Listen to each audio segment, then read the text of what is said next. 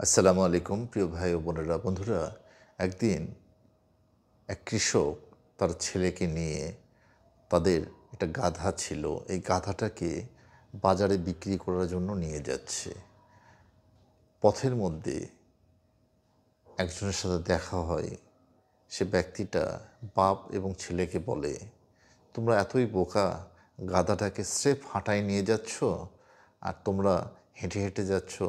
তোমরা দুইজন গাধার পিঠে উঠে গেলেই তো পারো।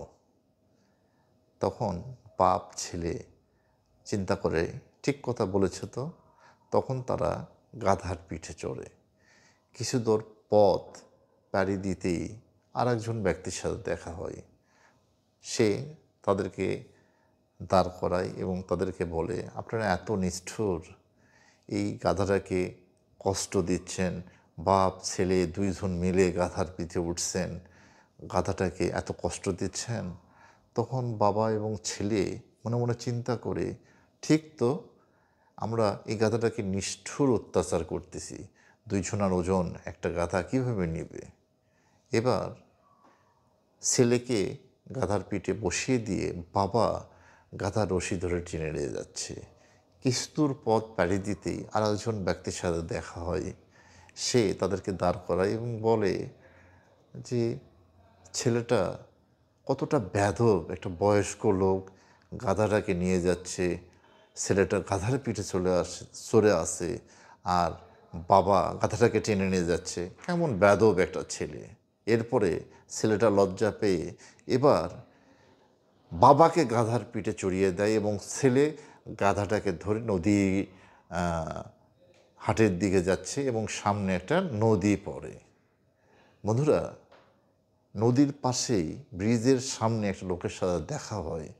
তারা বলে, তোমরা আসলেই খুব নিষ্ঠুর, তোমরা দুইজন গাধাটাকে এত অত্যাচার করে নিয়ে যাচ্ছ, গাধাটা অসুস্থ হয়ে যাচ্ছে এবং তোমরা হাটে নিয়ে যায় বিক্রি করতে পারবে না। তার চেয়ে বরং তোমরা দুইজন একটা বড় লম্বা বাঁশ নাও, গাধাটাকে পা বেঁধে ফেলো এবং গাধাটাকে ঝুলিয়ে দুইজন কাঁধে করে হাটে নিয়ে যাও, তাহলে বেশি দাম দিয়ে বিক্রি করতে পারবে।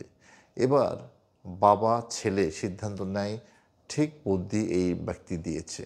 তখন তারা গাধার পা দড়ি দিয়ে বেঁধে লম্বা একটা বাঁশ গাধার দুই পায়ের ভিতর দিয়ে দিয়ে ঘাড়ে করে বাজারের দিকে নিয়ে যাওয়ার উদ্দেশ্যে রওনা দিয়েছে।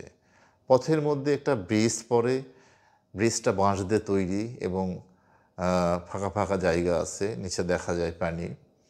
তো গাধাটাকে নিয়ে যখন ব্রিজ পার হচ্ছিল বাবা এবং ছেলে, গাধাটা তখন অনেক উঁচু থেকে নিচে দেখে নিচে অনেক পানি এবং গাধাটা ভয় পেয়ে লাফালাফি শুরু করে পায়ের দড়ি খুলে ফেলে।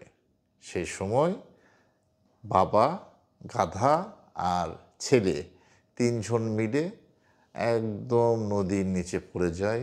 ছেলের মাজা ভেঙে যায়, গাধার দুটো পা ভেঙে যায় এবং বাবার মাথা ফেটে যায়। তিনজনই আহত, গাধা বিক্রি করা হয় না, দুইজন হাসপাতালে এবং গাধাটাকে কোনোভাবে বাসায় রেখে দেওয়া হয়। বন্ধুরা, এই গল্পের সারমর্ম হচ্ছে, আপনাকে জীবনের প্রত্যেকটা পদে পদে কেউ না কেউ আপনাকে এমন নেগেটিভ কথা বলবে, আপনাকে বিভিন্ন বিষয়ে বাধা দিবে এবং আপনাকে কিভাবে দুর্বল করা যায়, কিভাবে আপনাকে নেগেটিভ কথা বলে বলে আপনার মনটাকে অসুস্থ করে দেওয়া যায়, এই চেষ্টা প্রত্যেকটা মানুষ করবে। মনে রাখবেন, আপনি সবসময় মনের কথা শুনবেন এবং ব্রেন দিয়ে আপনি সেটা উপলব্ধি করবেন, কি করলে ভালো হবে সেটা আপনার মন আপনার ব্রেনকে জানিয়ে দিবে। বন্ধুরা, এভাবেই আমরা সমাজে প্রতিদিন প্রতারিত হচ্ছি মানুষের দ্বারা এবং খুব কাছের মানুষ আপনার জীবনের সবচেয়ে বড় শত্রু।